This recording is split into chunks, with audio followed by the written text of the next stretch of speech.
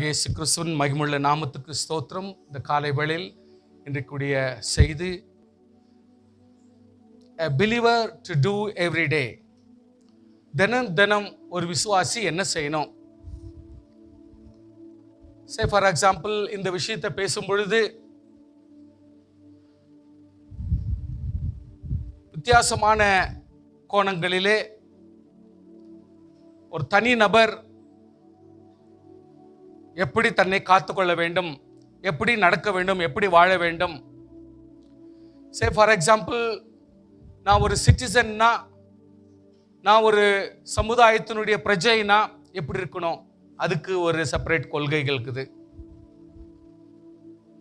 நான் ஒரு டெமோக்ராட்டிக் ரிப்பப்ளிக்கா, ஒரு தனிப்பட்ட சுதேசியா இருக்கணும்னா நான் எப்படிப்பட்ட ஆளா இருக்கணும். நான் ஒரு போர் வீரனா இருந்தா நான் எப்படி இருக்கணும். நான் ஒரு மிலிட்டரி மேனா இருந்தாக்கா எப்படி இருக்கணும். நான் ஒரு நேவி மேனா இருந்தாக்கா எப்படி இருக்கணும். நான் ஒருவேளை ஏர்ஃபோர்ஸ்ல இருக்கிற ஒரு மனுஷனா இருந்தா எப்படி இருக்கணும்.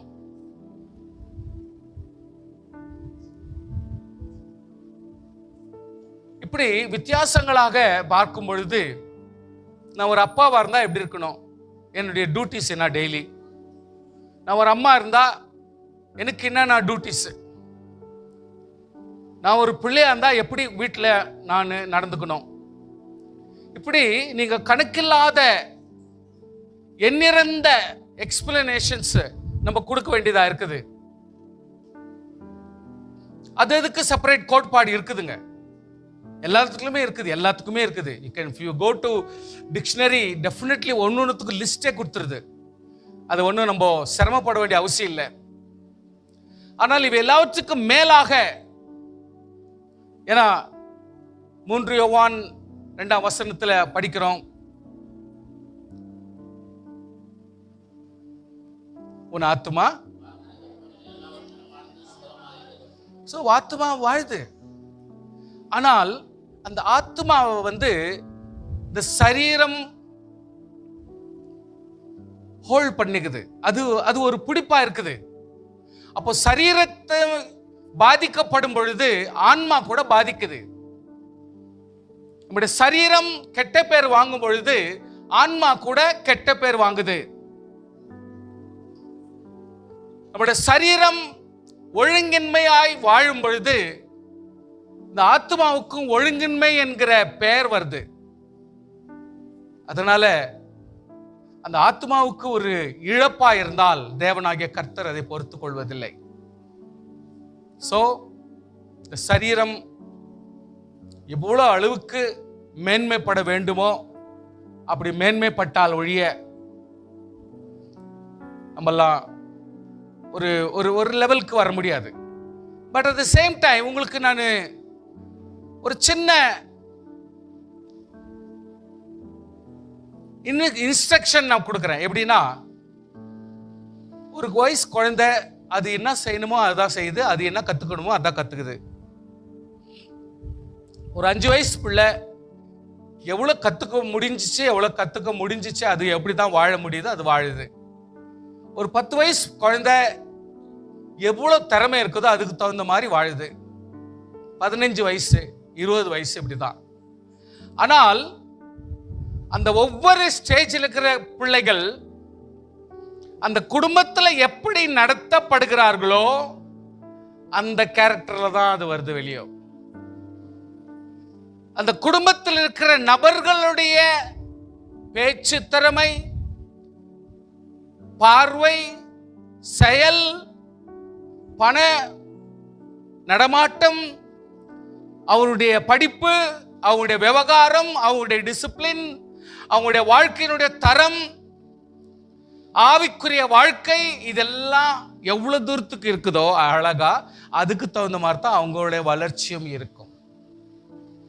பட் இவெல்லாம் எப்படியோ தூரத்துக்கு வளர்ந்து வந்திருந்தாலும் டெட்லைன் 18 வயசு 21 வயசு வரைக்கும் தான் இந்த ரீசன்ஸை நம்ம கொடுக்க முடியும். 21 வயசு ஆகிறதுக்குள்ளாமே you must be you must be eligible to be a citizen. ஒரு தனிப்பட்ட ஆளாய், தனிப்பட்ட நபராய் இருக்கத்தக்க தகுதி உள்ளவனாய் நீ மாற வேண்டும். அதுதான் நீ பிரிஞ்சு போவதற்கும், தனியாய் டிசிஷன் எடுப்பதற்கும், தனியாய் வாழ்க்கை நடத்துவதற்கும் எலிஜிபிள் லைஃப் ஸ்பேன் சொல்லிட்டு கவர்மெண்ட் தீர்மானிக்குது. கவர்மெண்ட் மட்டுமல்ல, ஹியூமன் ரைட்ஸ் தீர்மானிக்குது. வேர்ல்டு வைட் ஹியூமன் ரைட்ஸ் பண்ணுக்குது. மனுஷனுடைய நிலைமை இப்படித்தான். அப்போ 21 வயசுக்கு மேலேயும் நீ முட்டாளாகவும், புத்தி இல்லாதவனாகவும், அறிவில்லாதவனாகவும், தெளிவு இல்லாதவனாகவும், அதாவது செயல்முறையில வித்தியாசங்களாக வாழத்தக்கவனாய் இருந்தால் உலகம் ஏற்றுக்கொள்ளாது, உலகம் ஒருபோது அங்கீகரிக்காது. ஆனப்படினாலே அப்படிப்பட்ட நபர்கள் மேல் ஜனங்கள் வெறுப்பாகவும், உதறி தள்ளினவர்களாகவும், தூர தள்ளப்பட்டவர்களாகவும், அவர்களை நெக்லெக்ட் பண்ண ஆட்களாக மாறப்படுகிறதுக்கு தான் உண்மை. பல நேரத்தில் நம்ம என்ன சொல்றோம், நம்மளை நேசிக்க மாட்டேன்றாங்க, நம்மளை கன்சிடர் பண்ண மாட்டேன்றாங்க, என்னை மதிக்க மாட்டேன்றாங்க, எனக்கு ரெஸ்பெக்ட் கொடுக்க மாட்டேன்றாங்க. அப்படின்னா ரெஸ்பெக்ட் நீ கேட்கக்கூடாது. தானா ரெஸ்பெக்ட் வரும். அது நம்ம நடந்துக்கிற வாழ்க்கையில தான் அது தானாய் வரும். ஸோ டே டு டேன்றது எப்பொழுதுமே யூ நீட் டு அண்டர்ஸ்டாண்ட் என்னுடைய பிரின்சிபல்ஸ், என்னுடைய காலை செயல்கள் எப்படி செய்யணும், என்னுடைய ட்ரெஸ்ஸிங் எப்படி இருக்கணும், என்னுடைய வீட்டினுடைய பணத்துக்கு ஏற்றாற் போல என்னுடைய வீட்டினுடைய குடும்ப காரியங்கள், பண காரியங்கள், சாப்பாடு காரியங்கள், எங்களுடைய போக்குவரத்து காரியங்கள், பண விவகாரம், இது எல்லாமே எவ்வளவு தூரத்துக்கு பணக்காரனா இருக்கலாம், ஏழையா இருக்கலாம், வசதி உள்ளவனா இருக்கலாம், வசதி இல்லாதவனா இருக்கலாம், அல்லது பெற்றோர் வைத்த பணமா இருக்கலாம். எந்த ஒரு காரியமா இருந்தாலும் பொது ஜனங்கள் மத்தியிலே எப்படிப்பட்ட ஒரு ஒழுக்கமான ஒரு பிரசன்டேஷன் கொடுக்க முடியும். என்னுடைய ட்ரெஸ் ஆகட்டும், என்னுடைய சாப்பாடு ஆகட்டும், என்னுடைய மூமெண்ட் ஆகட்டும், என்னுடைய பணத்தினுடைய மூமெண்ட்டை கொடுக்கறது, எப்படி செலவு பண்றது, எப்படி பணத்தை விநியோகம் பண்றது, இது எல்லாமே if you come in public எப்படிப்பட்ட ஒரு விவகாரத்தை நம்ம கடைபிடிக்கிறோம். சே ஃபார் எக்ஸாம்பிள், ரொம்ப வசதி உள்ளவனா இருந்தாலும் கூட ஒரு பொதுவான ஒரு ஜனங்கள்கிட்ட வரும்பொழுது எப்படிப்பட்ட ஹேண்ட்லிங் பண்ணணும் பணத்தை. ரொம்ப ஏழையா இருந்தாலும் சப்போஸ் ஒரு பொது ஜனங்கிட்ட வரும்பொழுது எப்படிப்பட்ட மணி ஹேண்ட்லிங் நம்ம கிட்ட இருக்கணும். இதை கொஞ்சம் பகுத்தறிந்தால் தான் வாழ்க்கையில பொது ஜனங்கள் மத்தியில நம் வாழ்ந்து கழிக்க முடியும். இல்லாவிட்டால் ஒருவரோடு நிஷ்டூரமாக வாய்ப்பு உண்டு, ஒருவரோடு காரி துப்பிக்கொள்ள ஒரு வாய்ப்பு உண்டு. ஒருவர் பிரைஸ் பண்ணுவாங்க, ஒருவர் அங்கீகரிக்கவே மாட்டாங்க, சிலர் உன் கூடவே தங்கிடுவாங்க. இப்படிப்பட்ட ஒரு சூழ்நிலை உலகத்திலே வித்தியாசங்கள் உன்னுடைய வாழ்க்கையினுடைய சராசரி வாழ்க்கை பாதிக்கப்படும். உன்னுடைய சராசரி வாழ்க்கை பாதிக்கப்படும். இதனால் நீ யாரையும் குற்றப்படுத்த முடியாது. It is your involvement. நீ எப்படிப்பட்ட ஒரு வாழ்க்கை மற்றவர்களோடு நீ வாழ்கிறாயோ அதை வச்சுதான் ஜனங்கள் உன்னை உதறுவதோ, உன்னை ஏற்றுக்கொள்வதோ, உன்னை அங்கீகரிப்பதோ செய்வார்கள். ஸோ எவ்ரிடே நம்முடைய வாழ்க்கையில இப்படிப்பட்ட காரியங்கள் ஒவ்வொன்றும், இதெல்லாம் பேசிக்ஸ் எல்லாம் ஜென்ரலாக இருக்கிறது சொல்லி கொடுக்கறதுக்கு நமக்கு டைம் அவ்வளோ இருக்கிறது இல்லை.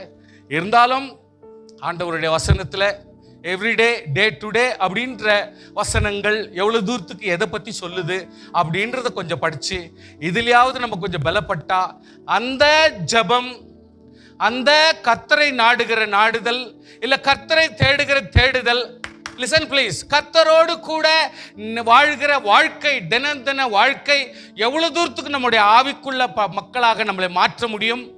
பிளஸ் அப்படிப்பட்ட ஆவிக்குரிய மக்களாக மாற்றின பிறகு கர்த்தர் எவ்வளவு தூரத்துக்கு வெளிப்பாடுகள் நமக்கு கொடுத்து, இங்க இவ்வளவுதான் பேசணும், இவங்கிட்ட இவ்வளவுதான் பேசக்கூடாது, இங்க இப்படிதான் வாழணும், இங்க இப்படிதான் ஜீவிக்கணும், உன்னுடைய பணம் லெவல் இவ்வளவுதான், இவ்வளவுலதான் நீ வாழ வேண்டும், உன்னுடைய பொருத்தனை இவ்வளவுதான், உன் பொருத்தனையில தான் நீ வாழ முடியும், உன்னுடைய ஜபம் இவ்வளவுதான், உன்னுடைய ஜபத்தை தேவன் எவ்வளவு தூரத்துக்கு அங்கீகரிக்க, இப்படி தேவன் சில காரியங்கள் எல்லாம் நமக்கு நியமிச்சு வச்சிருக்கார்.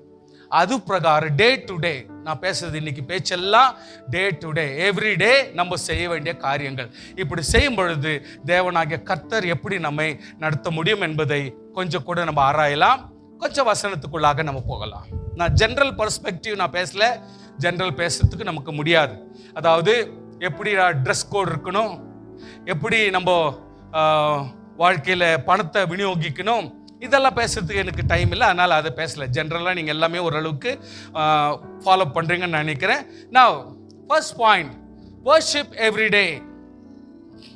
Worship everyday. Hebrews 10:11 chapter 11th verse 12th verseல எப்படி பேசுதுன்னா, அன்றியும் எந்த ஆசாரியனும் நாடோறும் ஆராதனை செய்கிறவனாயும். நம்ம எல்லாரும் ஆசாரியர் தான். அதாவது நடு திரைச்சிலை எப்பொழுது கர்த்தர் மேலிருந்து கீழ் வரைக்கும் கிழிந்து போகும்படியாய் செய்து, இனி மகா பரிசுத்தலம் பரிசுத்தலம் பிரகாரம் என்பது எல்லாம் கர்த்தர் ஒதுக்கி வைத்து, எல்லாருமே துதிக்கத்தக்கவர்கள், எல்லாருமே ஆராதித்தக்கவர்கள், எல்லாருமே பூஜாரிகளாக கர்த்தர் நம்மை மாற்றி வச்சிருக்கிறபடினாலே நம்ம எல்லாருமே நாடோறும் ஆராதனை செய்கிறவர்களாக இருக்கிறோம். ஸ்தோத்திரம். பாவங்களை ஒரு காலம் நிவிர்த்தி செய்யக்கூடாத ஒரே தர பலிகளை அநேக தரம் செலுத்துகிறவனாயும் நிற்பான்.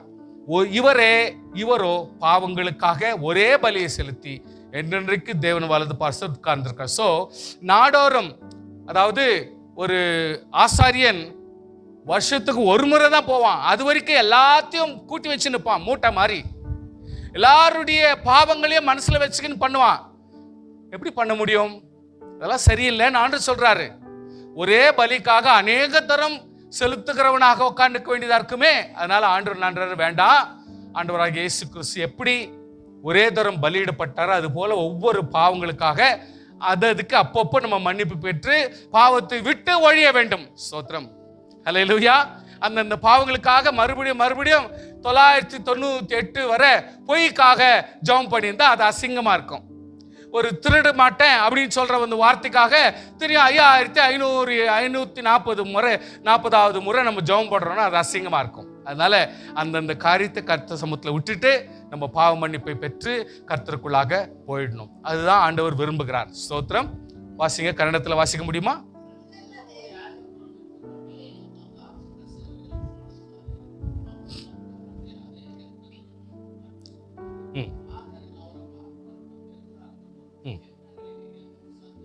சரி.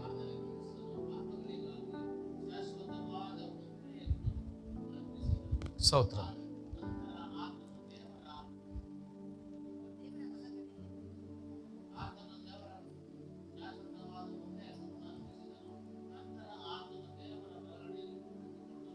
Thank you. Daily requirements. ವಿಮೋಚನ ಕಾಂಡ 16:4 ವಚನದಲ್ಲಿ, அப்பொழுது கர்த்தர் மோசேயை நோக்கி, நான் உங்களுக்கு வானத்திலிருந்து அப்பத்தை வருஷிக்க பண்ணுவேன். ஜனங்கள் போய் ஒவ்வொரு நாளுக்கு வேண்டியதை ஒவ்வொரு நாளும் சேர்த்து கொள்ள வேண்டும். அதனால் அவர்கள் என் நியாயப்பிரமாணத்தின்படி நடப்பார்களோ நடக்க மாட்டார்களோ என்றவர்களை சோதிப்பேன். It's a test. ஒரு ட்ரையல் பேசிஸ்ல தான் ஆண்டவர் இது அனுப்புறாரு. வானத்திலிருந்து மன்னாவை சாப்பாடு அனுப்புறாரு. ஸோ இந்த வானத்திலிருந்து சாப்பாடு அனுப்பும் பொழுது கர்த்தர் என்ன சொல்றாரு? டெய்லி தான் நீங்க கலெக்ட் பண்ணி டெய்லி சாப்பிட்டுக்கணும். ஃப்ரெஷ் ஃபுட்டு கொடுக்கணும். இதை வந்து புளிச்ச ஃபுட்டு, பழசு ஃபுட்டு, ஃப்ரிட்ஜ் ஃபுட்டு இதெல்லாம் கிடையாது. ஃப்ரிட்ஜ் எல்லாம் கிடையாது இந்த காலத்தில். ஸோ ஆண்டவர் என்ன சொல்றாரு? ஃப்ரெஷ் தான். அது இன்னைக்கு கூட அதான் பொருந்தோம். ஃப்ரிட்ஜு வாங்கி கொடுத்து குடும்பத்தை நம்ம கெடுக்கிறோம். ஆக்சுவலாக அது செய்யக்கூடாது. நம்மெல்லாம் அந்த காலத்தோட இந்த காலத்துக்கு நிறைய வசதிகள் இருக்குது. அதனால ஃப்ரிட்ஜ் இருக்கணும்னு அவசியம் இல்லை. நம்ம தான் கடை வச்சு உடம்பத்தையும் கெடுக்கிறோம். அதனால கர்த்தர் சமூகத்தில் நான் பலமுறை ஜெபிக்கிறது உண்டு. கர்த்தாவே, நீர் எப்படி ஆகிலும் எங்களுக்கு இந்த ஃப்ரிட்ஜ் கதையில் விடுதலை கொடுக்கும்படி வேண்டிக் கொள்கிறோம் அப்படின்னு நாங்கள் ஜெபிக்கிறோம். ஏன்னா சில இடத்துல வச்சுட்டா அதை மறந்துடுறாங்க. மறந்தவொன்னு 5 நாளைக்குள்ள மறுபடியும் குப்பையில் போயிடும். சில நேரத்தில் நமக்கு வேலைங்க ஜாஸ்தி, நமக்கு ரெஸ்பான்சிபிலிட்டிஸ் ஜாஸ்தி, நமக்கு பொறுப்புகள் அதிகமாக இருக்கிறவங்க, ரெஸ்பான்சிபிலிட்டிஸ் அதிகமாக இருக்கிறவங்களுக்கு ரொம்ப ரொம்ப பெரிய பிரச்சனையாக இருக்கும். அதனால கர்த்தருடைய பிள்ளைகளே, ஆண்டவராகிய கர்த்தர் நல்ல ரூல்ஸ் கொடுக்குறாரு. இப்போ ஒருவேளை சிம்பிளி டெய்லி வானத்திலிருந்து ஒரு பேக்கெட் அனுப்புகிறேன். ஒருத்தன் ஒரு காலையில் சாப்பிடணும், மத்தியானம் சாப்பிடணும், நைட் சாப்பிடணும். ஸோ ஒரு நாஷ்டா, ஒரு சாப்பாடு, ஒரு லஞ்சு, ஒரு டின்னர், இது ஒரு ஆளுக்கு வேணும்னு சொல்லிட்டு ஆண்டவர் வானத்திலேருந்து இப்போ கொண்டாந்து கொட்டுறாருன்னு வச்சுங்களோம். நம்ம எப்படி செய்வோம்? சும்மா மனசில் வச்சுங்க. நீங்கள் ஒன்றும் பதில் சொல்லாதீங்க. நியாயம் இருக்குமா நம்மக்கிட்ட? ஒரு பிரேக்ஃபாஸ்ட், ஒரு லஞ்ச், ஒரு டின்னர் கரெக்டாக எடுத்துக்குவோமா? இல்லை வேணா சேர்த்து வச்சுக்குவோமா? கர்த்தருக்கு தெரியும் நாஸ்டா இவங்க எவ்வளோ சாப்பிட்றான், சில பேர் எவ்வளோ சாப்பிட்றாங்கன்னு தெரியும், லஞ்ச் எவ்வளோ சாப்பிட்றாங்கன்னு தெரியும், டின்னர் எவ்வளோ சாப்பிட்றாங்கன்னு தெரியும், ஆண்டவருக்கு தெரியும். கர்த்தர் அதெல்லாம் நம்ம கொஸ்டின் பண்ணக்கூடாது, ஆண்டவருக்கு நல்லா தெரியும். சப்போஸ் நான் 2 kg சாப்பாடு சாப்பிட்றோன்னா தான் கர்த்தர் என் இடத்துல 2 kg பாக்கெட்டை அதை குறைக்குவார். உங்களுக்கெல்லாம் அதெல்லாம் சீக்ரெட் எல்லாம் புரியாது, புரிஞ்சுக்குங்க ப்ளீஸ். கர்த்தர் நம்மை பூர்ணமாய் புரிந்து கொண்ட கர்த்தரானால் நமக்கு என்ன வேணுமோ அன்னைக்கு கர்த்தர் கொடுப்பார். ஆனால் ஒருவேளை அப்படி இன்னைக்கு வானத்திலிருந்து இதை கொண்டாந்து கொடுக்குறேன் அப்படின்னு சொல்லிட்டு கர்த்தர் இதை கொண்டாந்து கொடுப்பார், ஆனால் நம்ம நியாயமா இருப்போமா? இல்லைன்றவங்க கையை உயர்த்துமா? நான் உயர்த்திட்டேன், நான் நியாயமா இருக்க மாட்டேன்னு சொல்லிட்டு நான் கையை உயர்த்திட்டேன். ஆமேன், ஆமேன். கர்த்தருடைய பிள்ளையே, நம்ம அதுதான் தப்பு பண்ணுவோம். இன்னைக்கு கூட நம்ம தப்பு பண்ணுவோம். ஒருவேளை நம்ம சொல்றதுக்கு பேஜார்பட்டு நீங்க சொல்லனா கூட சரி, நான் அதெல்லாம் ஒத்துக்க மாட்டேன். எல்லா இடத்துலையும் நமக்கு லீனியன்ஸ் போயிடும், எல்லா இடத்துலையும் இர்ரெகுலாரிட்டிஸ் வந்துடும், நியாயமா இருக்க மாட்டோம். அதனால தான் கர்த்தர் இந்த காலையில எப்பொழுதும் போல இப்பொழுதும் அதே மாதிரி தான் சொல்றார். ஒவ்வொரு நாளுக்கு வேண்டியதை ஒவ்வொரு நாளும் சேர்த்து கொள்ள வேண்டும். அதை தான் கர்த்தர் இன்னைக்கு சொல்றார். ஆண்டவராகிய கர்த்தர் இன்னைக்கு என்ன சாப்பாடு செய்யணுமோ அதனை செய். சிலர் என்ன பண்றாங்க, ஜாஸ்தி செஞ்சுட்டு கொட்டுறாங்க. தேவையில்லாத கதை, டோட்டல் வேஸ்டேஜ். ஸோ சில நேரத்தில் இது செய்யறதுக்கே கஷ்டம்னு சொல்லிட்டு ஸ்ட்ரைட்டாகவே ஹோட்டல்லேருந்து வாங்கி சாப்பிட்டு பேப்பரை சுற்றி போட்டுடுறாங்க. அதுவும் 10 பத்தாத போயிடுச்சு அப்படின்ற சூழ்நிலை தான் வாழ்றாங்க. ஸோ இன்னைக்கு கூட நம்ம பற்றாக்குறையாக தான் வாழ்ந்துருக்கிறோம். எவ்வளோ பேர் நம்ம திருப்தியை இன்றைக்குரிய சாப்பாட்டை கரெக்டாக சாப்பிட்றோம்? யோசித்து பார்த்தா கொஞ்சம் இம்பார்ட்டண்ட்டாக உள்ள நுழைஞ்சு கொஞ்சம் யோசித்து பார்த்தீங்கன்னா இன்னைக்கு கூட நம்ம ஒரு பர்ஃபெக்டான ஒரு சாப்பாடு சாப்பிட்டதில்லை, திருப்தியான சாப்பாடை சாப்பிட்றோம்னு சொல்ல முடியல. ஒரு பஞ்சத்தின் சாப்பாடை சாப்பிட்றோமா? இன்னும் கூட சாப்பாடு பத்தாத மாதிரியே இருக்குதா? இன்னும் கூட திருப்தியான சாப்பாடு சாப்பிட்றோமா? இல்லை சும்மா அன்வான்டா வேஸ்டேஜாக போயிருக்குதா? ஸோ ஆண்டவர் சொல்கிறாரு, இன்றைக்குரிய சாப்பாடு நமக்கு வேணும். ஆண்டவர் சொல்கிறார், இந்த சரீரத்திற்கு என்ன சாப்பாடு வேணுமோ அதை கர்த்தர் கொடுத்துருக்கிறாரு, அதுக்குரிய பணத்தை கொடுத்துருக்கிறாரு. நமக்கு தான் இன்னும் விநியோகம் பண்ணுற ஞானம் பத்தலை. ஹல்லேலூயா. எப்படி பேஸ் பண்ணுறதுன்னு பத்தலை. சில நேரத்தில் செய்கிறதுக்கு சோம்பேறித்தனம், சில நேரத்தில் டைமோடு செய்கிறதில்ல, சில நேரத்தில் அந்த செய்ய வேண்டிய ஆளுக்கு செய்கிறதில்ல. சுகர் பேஷண்ட் இருப்பாங்க, ஒருவேளை இந்த பேஷண்ட் இருப்பாங்க, அந்த பேஷண்ட் இருப்பாங்க, ஒருவேளை உப்பு ஜாஸ்தி போட்டிருப்பாங்க, சில நேரத்தில் சுகர் ஜாஸ்தி போட்டிருப்பாங்க, சில நேரத்தில் வேற எதனா காரம் ஜாஸ்தி போட்டிருப்பாங்க. there is imbalance everywhere.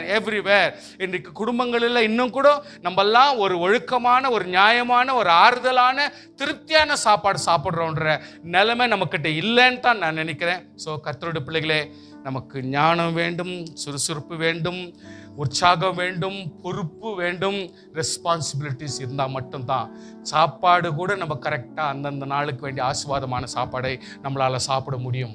So கொஞ்சம் புரிஞ்சுங்க. நீங்கள் என்ன குறை சொல்லி நான் சொல்கிறதுனால நீ என்கிட்ட குறை சொன்னால் பிரயோஜனம் இல்லை. நான் காமன் ஃபேக்டராக தான் நான் பேசினுக்கிறேன். Please understand the common factor. ஸ்தோத்திரம். வாசிங்க.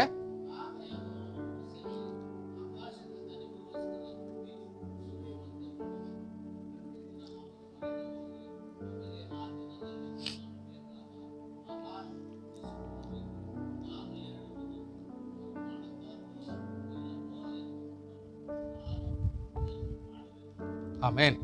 ஸ்தோத்திரம். Now every day you need to go according to the procedure என்றாரு. நம்ம டெய்லி கரெக்டாக சாப்பிடணுன்றாரு. ஃபர்ஸ்ட் ரிக்குவயர்மெண்ட் என்ன வேணுன்றதை கொஞ்சம் பேலன்ஸ் பண்ணி செய்யணுன்றாரு. எவ்ரிடே வர்ஷிப்ன்றதும் பாவம் மன்னிப்புன்றது எப்படின்னு சொன்னார். இப்போ அக்கார்டிங் டு த ப்ரொசீஜர், நம்ம எப்படி தினம் அக்கார்டிங் டு த ப்ரொசீஜர் தான் நம்ம வாழ முடியும். பின்பு பெட்டிக்கு முன்பாக நித்தம் அன்றாடக முறையாய் சேவிக்கும்படி அவன் அங்கே கர்த்தருடைய உடன்படிக்கை பெட்டிக்கு முன்பாக ஆசாப்பையும் அவன் சகோதரரையும் ஓபேத் ஏதோமையும் அவருடைய சகோதரராகிய 68 பேரையும் வைத்து, ஸோ கர்த்தருடைய ஆலயம், கர்த்தருடைய பெட்டி. ஸோ யூனோ உடன்படிக்கை பெட்டின்னு சொன்னா அது உள்ள என்ன இருக்குதுன்னு உங்களுக்கு நல்லா தெரியும். என்னென்ன இருக்குது? மன்னா, ஆரோனுடைய கோல், கற்பனை, அதான் பைபிள். விளக்கு, எண்ணெய். ஓகே, இதை ஒரு தனி மனுஷன் மெயின்டைன் பண்ண. விளக்காக இருக்க வேண்டும், வளருகிற கோலாக இருக்க வேண்டும், நியாயப்பிரமாணம் இருதயத்தில் இருக்க வேண்டும். நல்லா கவனிச்சிங்க. நல்ல போஷாக்கு இருக்க வேண்டும், ஆவிக்குரிய போஷாக்கு இருக்க வேண்டும். உடன்படிக்கை, as far as the உடன்படிக்கை is concerned, இந்த 5 காரியங்களும் நம்மளுடைய வாழ்க்கையிலே நமக்குள்ளே பதிந்திருக்கிறவர்களாக இருக்க வேண்டும். இதை கிரமத்தோட, with due respect sir, with due respect, with due ப்ரொசீஜரோட நம்ம செய்யும் பொழுது மட்டுமே ஜெபம் பண்ணிக்கலாம். சோத்திர சோத்திர சோத்திர. அடக்கி வாசி, கொஞ்சம் அடக்கி பேசு. சில நேரத்தில் சோத்திரங்க தாவை சோத்திராண்டவரை, அது முறை இல்லை, முறை இல்லை. சில இடத்துல அப்படியே எகுறாங்க, அல்ட்டுறாங்க, over. There is a presence of God. There is a value for me, value for God. இது ரெண்டுத்தையும் அனுசரிச்சாக்கா அதுக்கு வேண்டிய ரெஸ்பெக்டான வேர்ட் பிரசன்ட் பண்ணணும். பிரசன்ட் பண்ணுறதுக்கு ஒரு முறை. ஓவரா ஆக்டிங் பண்றது, ஓவரா ஷோ ஆஃப் காட்டுறது, நான் தான் அப்படின்னு நினைச்சுக்க ஒரே அடி அடிச்சிருவார் ஆண்டவர். ரொம்ப உஷாராக்கணும். கர்த்தருடைய பிள்ளைங்க டியூ ரெஸ்பெக்ட், அதுக்குன்னு இருக்கிற அந்த மரியாதையை நம்ம கையாளணும். ஜபத்துக்குன்னு வரைய ஜபத்தை கையாளணும். அதுக்குன்னு பைபிள் வாசிக்கணும், அதுக்கு முறை. நல்லா கவனிச்சு பாருங்க. சில பேர்லாம் கையை கழுவிட்டு நல்ல கையை தொடச்சு பிறகுதான் தொடுவாங்க. அது வரைக்கும் தொடவே மாட்டாங்க. அவங்களுக்கு அப்படியே கூசம். See, when you come to church, leisure, you cannot simply come. அதுக்கு வேண்டிய ப்ரொசீஜர்ஸ் இருக்குது, அதுக்கு வேண்டிய ட்ரெஸ் கோட் இருக்குது, அதுக்கு வேண்டிய முறை இருக்குது. அதோடு தான் நம்ம செய்யணும். அதர்வைஸ் நமக்கே அது ஐயோ அசிங்கமாகுது. ஸ்கூல் சமயத்தில் கூட ஸ்கூல் தான் வரோன்னு நான் நினைக்கிறேன். சர்ச் அப்படின்ற அந்த எடுப்பு நமக்குள்ள இருக்கும் பொழுது ரிக்வயர்டு ரெஸ்பெக்ட், டியூ ரெஸ்பெக்ட், அந்த கொடுக்க வேண்டிய மரியாதை, அந்த கொடுக்க வேண்டிய அந்த ஹானர் இருக்க வேண்டும். ரெவரண்ட் அசோக் ராஜ் சொல்லணும்னு எதிர்பார்க்கற இல்ல, ரெவரண்ட் காட்ன்றத யார் ரெவரன்ஸ் பண்றது? உனக்கு ரெவரன்ஸ் அப்படின்னு போட்டு ரெவரண்ட் பேரை போட்டுக்கிறதுக்கு உனக்கு யோகித்து இருக்குது இல்ல. ஒரு ரெவரன்ஸ் பண்ற ஒரு பெரிய ஆண்டவருக்கு வேண்டிய மரியாதையை, அந்த ரெவரன்ஸ் நான் கொடுக்கலன்னா அர்த்தம் என்னாகுது? ஸோ ஜெபிக்கிற ரெவரன்ஸ், ஆராதிக்கிற ரெவரன்ஸ், துதிக்கிற ரெவரன்ஸ், கை தட்டுகிற ரெவரன்ஸ், பாடுகிற ரெவரன்ஸ், இது எல்லாத்திலுமே அந்த மகிமை இருந்தா அதுதான் வல்லமுள்ள ஆசீர்வாதமாக மாறிவிடும். ஹல்லேலூயா.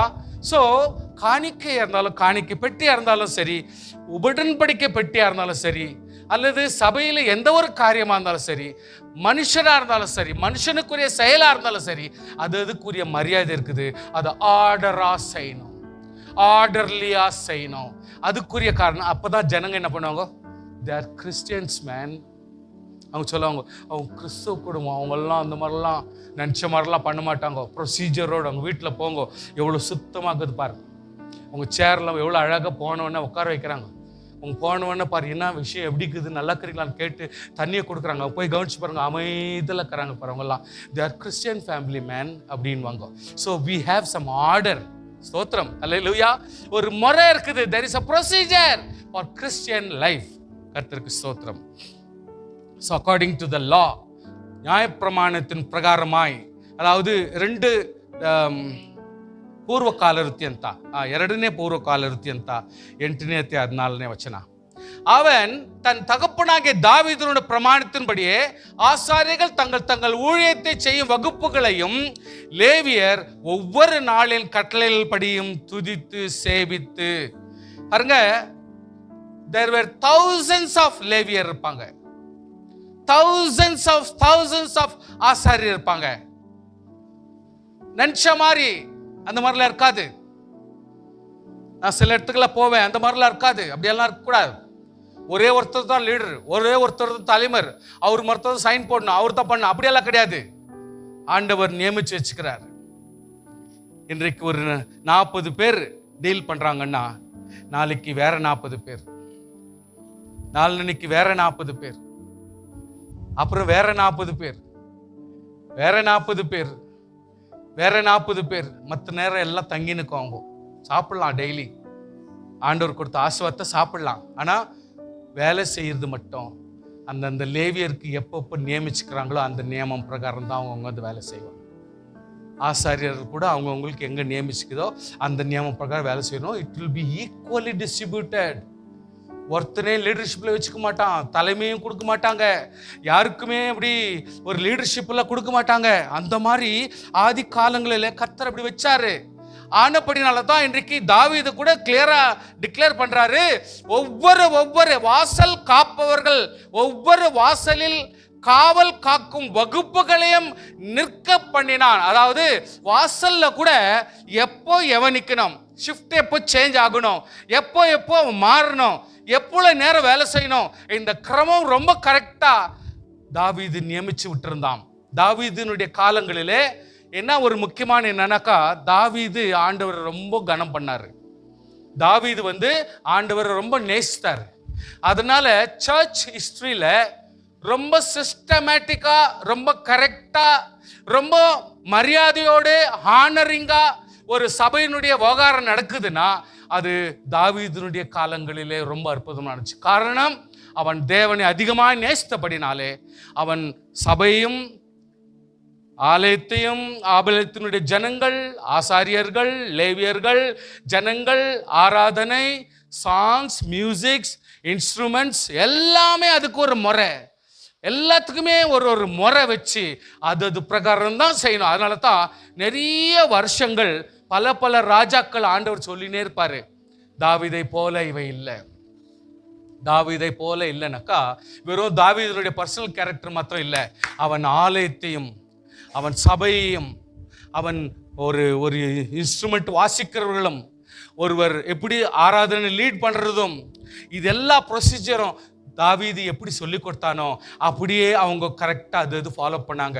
There was a procedure for collecting offering.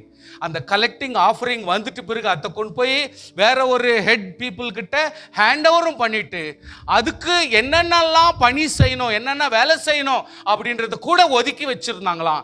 அது பாட்டுக்கு ஒரு சைடில் ஓடி நிற்கும், வேற டிவிஷன் கலெக்ஷன் ஒரு சைடில் ஓடி நிற்கும், கவுண்டிங் ஒரு இடத்துல நடக்கும், இது எல்லாத்தையுமே கணக்கு ஒரு இடத்துல கரெக்டாக கொடுக்குறது நடக்கும். இப்படி தாவீதின் காலத்தில் மட்டும்தான் தேவனுக்குரிய கனத்தையும் கரெக்டாக செஞ்சு வச்சாங்க. அதை தான் இங்கே சொல்றாங்க. கன்னடத்தில் வாசிங்க.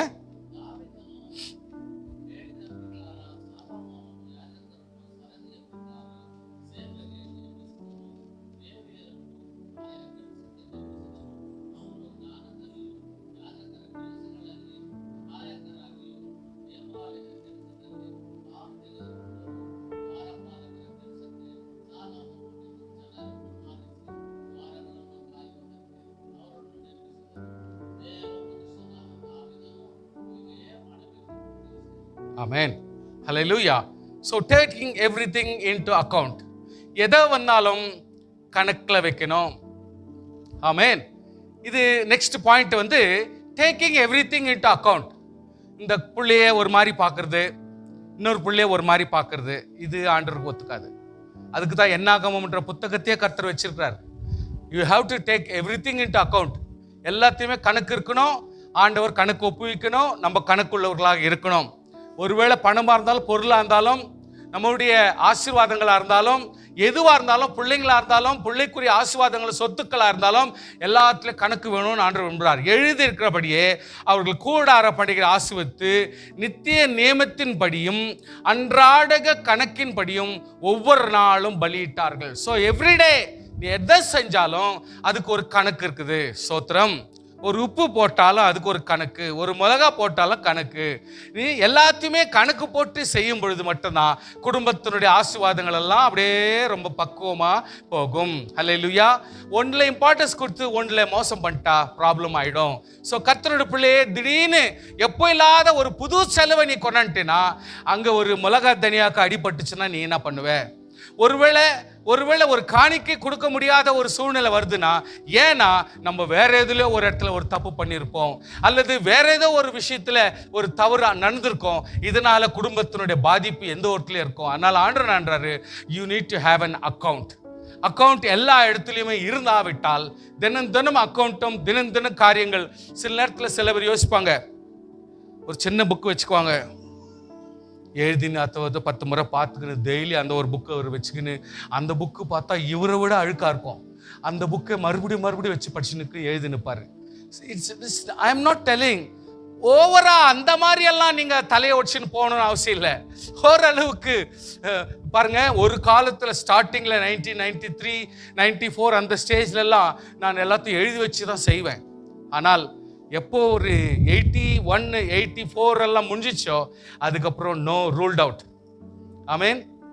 எண்ணெய் ஜெபம் பண்றது, தண்ணி ஜெபம் பண்றது, கல்லு ஜெபம் பண்றது, இது கதெல்லாம் போயிடுச்சு. இனிமேல் எல்லாம் விசுவாசத்துல. ஹல்லேலூயா. எல்லாம் விசுவாசத்தோடு இன்னைக்கு செயல்படுறோம். ஒவ்வொரு காரியத்துல குடும்பத்துல எந்த விஷயத்துல பாதிக்காதபடிக்கு. ஹல்லேலூயா. ஸ்தோத்திரம். யோசிக்கணும் சில நேரத்தில், எது எப்படி பேலன்ஸ் பண்ணியிருக்கிறோமா, இதை கரெக்டாக பண்ணியிருக்கிறோமா, அதை பண்ணியிருக்கிறோமா. எனக்கு ஒன்றும் தெரியாது, அவங்க தான் பார்த்துக்கிறாங்க. எனக்கு ஒன்றும் தெரியாது, இவங்க தான் பார்த்துக்கிறாங்க. நீ தான் பார்த்துக்கினேன், உங்ககிட்ட தான் கொடுத்துட்டேன், எனக்கு தெரியாது அப்படின்னா, இப்படி எவ்வளோ பேர் எஸ்கேப் ஆகிறனால தான் குடும்பத்துங்களில் கன்ஃபியூஷன்ஸ் இருக்கும், நிறைய இடத்துல மனஸ்தாபம் இருக்கும், நிறைய இடத்துல ஒரு மன வேதனை இருக்கும், குடும்பத்தில் ஸ்மூத்தான கதைங்க இல்லாத போயிட்டு ஆர்கியூமெண்ட்ஸில் வந்து உட்காந்துரும். அதனால விசுவாசியே, கணக்குன்றது it is not just taking an account, ஆனால் அதை எப்பொழுதுமே பேலன்ஸ் பண்ணுற உத்தேசம் நமக்குள் இருந்தால் எப்பொழுதுமே அது பாதிப்புக்குள்ளாக வராது. இல்லாவிட்டால் அது எல்லாத்திலும் பாதிக்கும். ஹல்லேலூயா. ஒரு வீட்டில் சண்டை வந்தா நிச்சயமா அவங்க ஒருத்தருக்கு ஒருத்தர் ஃபேஸ் பண்ணி பேசுறதுக்கு முடியாது. ஸோ கணக்கு எப்பொழுதுமே இருக்கிறது நல்லது, ஒரு அளவு நமக்கு இருக்கிறது நல்லது. அளவு இருக்கிறதா மட்டும்தான் ஒரு குடும்பத்தில் கரெக்ட் பேலன்ஸில் போக முடியும். ஸோ கணக்கு இல்லாதவர் தடுமாறுறாருன்றது அர்த்தம். நான் ரீட் பைபிள் டெய்லி. தினமும் முதல் நாள் தொடங்கி கடைசி நாள் மட்டும் தினம் தேவனுடைய நியாயப்பிரமாண புஸ்தகம் வாசிக்கப்பட்டது. 7 நாள் பண்டிகை ஆசரித்தார்கள். 8ஆம் நாளோ வெனில் முறைமையின்படியே விசேஷித்த ஆசரிப்பு நாளாக இருந்தது. ஸோ இங்க ஒரு சின்ன ஒரு விஷயம் நடந்துச்சு. எசேக்கியா உங்களுக்கு தெரியும், 15 வருஷம் மறுபடியும் கூட்டி தந்தாருன்னு படிக்கிறீங்க இல்லைங்களா? அந்த எசேக்கியாவுடைய வாழ்க்கையில ஒரு சந்தர்ப்பம் வந்துச்சு. இவர் என்ன பண்ணாரு, எக்ஸாம்பிளுக்காக சொல்லிக்கிறேன். இவர் ஒரு முறை நம்ம ஆலயத்தை கிளீன் பண்ண சொன்னாரு. கிளீன் பண்ண போனாங்க. கிளீன் பண்ண போகும்பொழுது எல்லாம் பண்ணி ஆல்மோஸ்ட் ஃபினிஷ் ஆக போகுது. அந்த டைம் பார்த்து திடீர்னு ஒரு எழுத்துக்கள்லாம் இருந்த ஒரு புக்கு கிடைச்சிச்சு. இந்த புக்கை எடுத்து பிறகு பார்த்தா மோசே எழுதி வச்ச நியாயப்பிரமாண புஸ்தகம் இவ்வளோ நாள் அங்கே பதுங்கி கிடக்குது. யாருமே அதை கேர் பண்ணாத விட்டு வச்சிருக்காங்க. ஸோ இதை எசேக்கியேல் பார்த்த பிறகு அதுக்குன்னு ஒரு ஆஃபீஸரை நியமிக்கிறான்.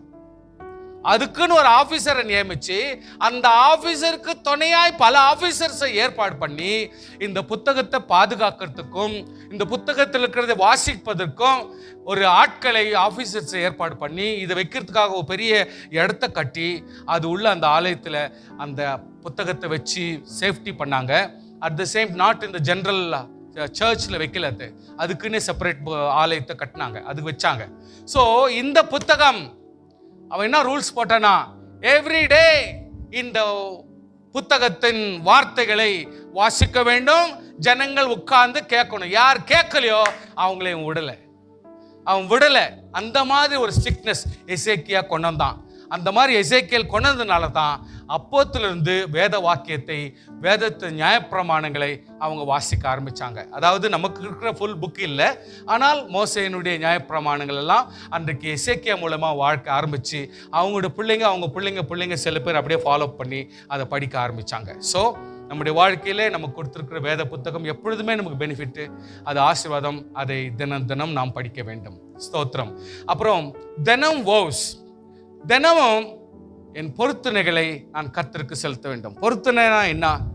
இன்னைக்கு நாஷ்டா பண்ணோம், என்ன நாஷ்டா பண்ணிட்டோம், பரவாயில்ல இன்னைக்கு தோசை பண்ணிக்கோ, மாவுக்குது இல்லை, வேஸ்ட் ஆகிடும், தோசை பண்ணிக்கோ. மத்தியானம் என்ன பண்ணுறேன், எதனா கலக்கி தொலைக்கிடு, ஓகே ரைட், நீ சொன்ன மாதிரியே நான் தொலைக்கிடுறேன். சரி, சாயங்காலத்துக்கு பார்த்துக்கலாம் வந்த பிறகு. ஸோ இந்த மாதிரி டெய்லி ஒரு ப்ரோக்ராம், ஒரு பொருத்தனை நம்ம பண்ணி, இன்றைக்கி எப்படி இருந்தாலும் நாஸ்டா பண்ணணும், இன்றைக்கி நான் மத்தியானம் சாப்பாடு செய்யணும், நைட்டுக்கு எப்படியாவது டின்னர் செய்யணும், ஒரு பொருத்தனை இருக்குது இல்லைங்களா? அது வந்தே வருது, நம்மளை அறியாதே வருது. ஸோ இன்றைக்கி டியூட்டிக்கு போனோம், இன்றைக்கி அந்த வேலைக்கு பண்ணோம், இன்றைக்கி இதை செய்யணும், அதை செய்யணும், இன்றைக்கி அந்த ஃப்ரெண்டு மீட் பண்ணோம், இன்றைக்கி இந்த ஒரு காரியம் கேட்கணும்னு இருக்குது அப்படின்னு நிறைய பொருத்தனை இருக்குது இல்லைங்களா? அதே மாதிரி தான் ஆவிக்குரிய வாழ்க்கையிலும் நமக்கு ஒரு பொருத்தனை வேணும். கர்த்தாவே, நான் இந்த காலையில் ஜெபிப்பேன் 7:30 மணிக்கு ஏஞ்சிட்றா, 8 மணிக்கு சீக்கிரம் ஏஞ்சிட்றா, தண்ணி ஊற்றிடுவேன். சில காரியங்கள்லாம் வீட்டில் நடக்கும் பாருங்க, என்னவோ ஒரு கீழ்ப்படியாதவங்களுக்கு ஒரு கதை நடக்கிற மாதிரி தான், ஒரு விரோதி கிட்ட நடக்கிற மாதிரி தான், அல்லது ஒரு அப்போனன்ட் கிட்ட நடக்கிற மாதிரி தான் நடந்துனுக்கும் வீட்டில். அதுல வேற பெரிய கலாட்டா வீட்டில் தெரியும், அது ஒரு பெரிய பிரச்சனை. எப்படின்னா ஒரு நாளைக்கு ஊத்திடுவேன் அப்படின்னு ஊத்திட்டு பிறகு வீடெல்லாம் தொடக்க வேண்டிய ஒரு பிரச்சனை. அதெல்லாம் திட்டிக்கினே தொடச்சிக்கின்னு, இவனால நம்ம தொடச்சிக்கின்னு, நம்மளுக்கு எவ்வளோ வேலை பாரு, இந்த நாஸ்டா பண்ணுவேன்னா இந்த தொடச்சி நிற்பனா. இப்படி குடும்பத்தில் பாருங்க 1:10 வேலை ஜாஸ்தி ஆயிடும். இன்னைக்கு நம்முடைய வாழ்க்கையில சில கிரமங்கள், அதாவது ஒவ்வொருவரும் காலையிலேயே ஒரு பொறுப்பு வந்துடணும். நான் ஒரு ஆண்டவருடைய பிள்ளையானால் என் நாட்டிலே, என் வீட்டிலே, என் ரமேஷ் நகரிலே, என் குந்தலல்லிலே வெளிச்சம் வர்றதுக்கு முன்னாடி நான் ஏஞ்சிடுவேன். ஒரு தீர்மானம், ரோஷம் வரணும். நான் ஆண்டவரை நோக்கி கூப்பிடுவேன், நான் கர்த்தரை நோக்கி ஸ்தோத்திரம் பண்ணுவேன். இந்த சவுண்ட் எல்லாம் நான் கேட்கறத வச்சக்கூடாது. இது அப்பதான் அம்மா எதிரில் அம்மா என்ன சொல்லிட்டா, என்ன மம்மி திட்டுற காலையிலேயே அப்படின்வான், நீ பண்ற விவகாரம் அவருக்கு இருக்குது. இப்படி நம்முடைய குடும்பத்துங்கள சின்ன சின்ன காரியங்கள் நம்முடைய வாழ்க்கையில அற்பமாய், அது வேண்டாதவாய், நமக்கு தூஷணமாய், குடும்பத்திலே மனசு வேதனை கொடுக்கிற நிலைமையில ஆயிடுது. இப்படியெல்லாம் ஆகக்கூடாது. ஒவ்வொருத்தருக்கும் சென்ஸ் ஆஃப் ஹியூமர் இருக்கணும், ஒவ்வொருத்தருக்கும் ஜோக் இருக்கணும், ஒவ்வொருத்தருக்கும் ஒரு ஜாலி இருக்கணும், ஒவ்வொருத்தருக்கும் ரெஸ்பான்சிபிலிட்டிஸ் இருக்கணும். காலையில் as I will have my system, I will have little walk, I will have little gargling, I will have little face wash, I will have prayer, I will read something. I'll be somebody in the early morning. இன்னைக்கு நான் படிக்கலன்னா நாளைக்கு என் பிள்ளைக்கு யார் கற்றுக் கொடுக்கறது? அவட்ட சொல்ல, டேய் படுறா, நீ ஏன் படிக்கிறது இல்லை, என்ன படிக்க சொல்லி இருக்கிற, ஸ்தோத்திரம் பண்றா நல்லா. அவன் மனசுல வச்சுக்குவான், என்னைக்கு தான் நீங்க ஜெபம் பண்ணீங்கன்னு நான் பார்க்கல, என்னை பார்த்து ஜெபம் பண்ணு கத்தி நிற்கிறீங்க அப்படின்னு மனசுலே தீர்மானம் பண்ணிக்குவான். அதனால நம்ம செய்ய ஸ்தோத்திரம் ஹல்லேலூயா, நம்ம செய்ய ஸ்தோத்திரம் ஹல்லேலூயா, நம்ம செய்ய நம்ம வீட்டில் இருக்கிறதுங்களுக்கு தானா ஷேம் ஆகிடும். நம்ம வீட்டில் இருக்கிறதுங்களுக்கு என்ன ஆகிடும்? தானா ஒரு ஷேம் ஆகிடும்.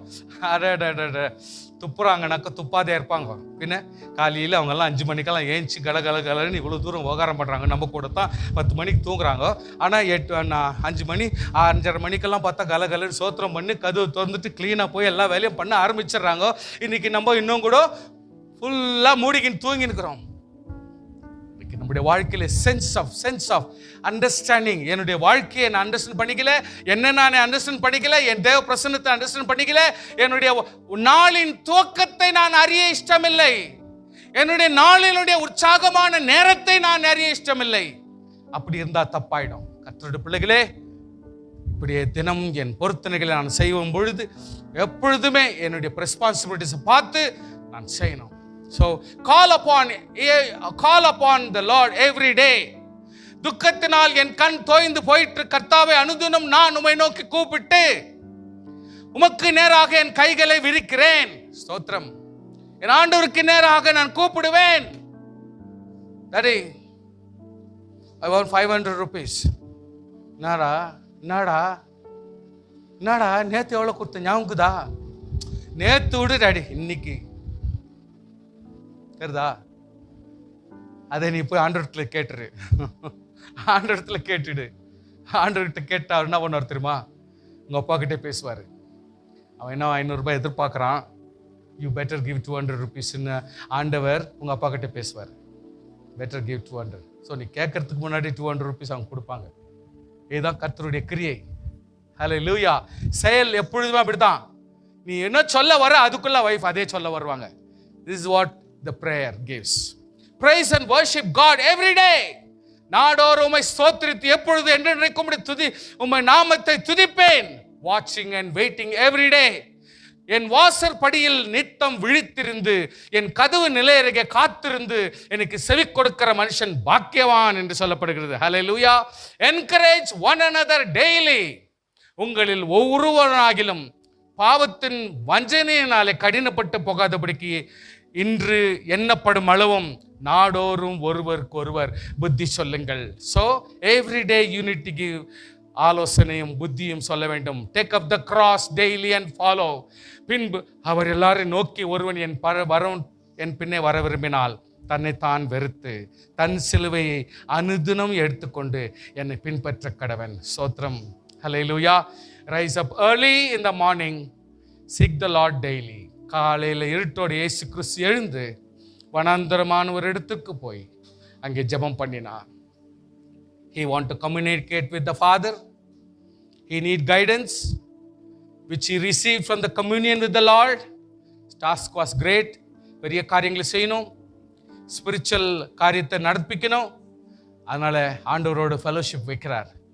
He set an example. ஒவ்வொரு விசுவாசியும் ஒவ்வொரு தனிப்பட்ட நபர்களுக்கும் ஒரு எக்ஸாம்பிளாக இவர்கள் காட்டுறாங்க ஆண்டவராகிய இயேசு கிறிஸ்து. அது போலதான் இந்த கர்த்தருடைய பிள்ளையே நம்ம ஆண்டவர் சமூகத்திலே காத்திருந்து நாம் ஜெபிப்பது நமக்கு நல்லது.